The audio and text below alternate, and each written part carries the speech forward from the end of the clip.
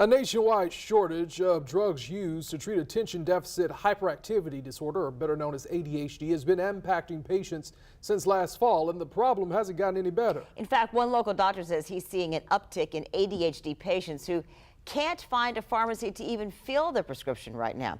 The scarcity has some looking for stopgap solutions, and one that's getting a lot of traction online is caffeine.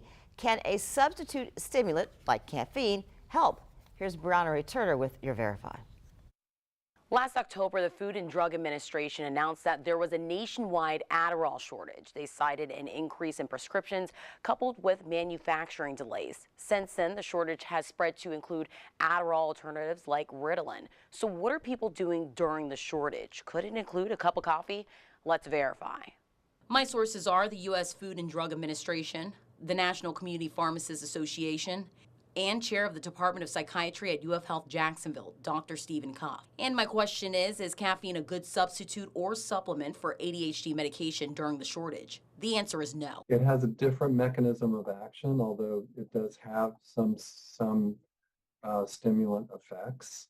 It's a different mechanism of action from the medications we use to treat ADHD. Chair of the Department of Psychiatry at UF Health Jacksonville, Dr. Stephen Cuff, says while caffeine is widely used, it does cause significant dependence and withdrawal symptoms. You know, headache, nausea, vomiting, constipation, depression, anxiety. Those are all potential withdrawal symptoms. Cuff says while caffeine can increase alertness and concentration at low to moderate doses, doctors do not recommend this as a replacement for ADHD medication. He says during the medication shortage, some patients will need to search for a pharmacy that still has adequate supply.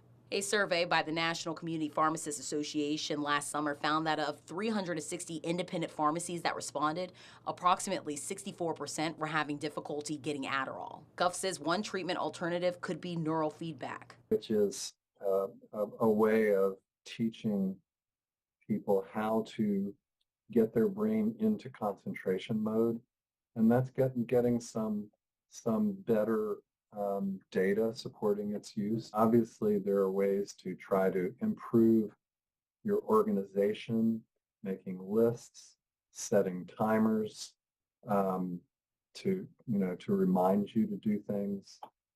Those are all things that we try to help people with as an adjunct to the medication. Cuff says patients may also consider switching medications if recommended by your doctor, but he does not recommend trying to substitute medicine with caffeine. With your Verify, I'm Brianna Turner.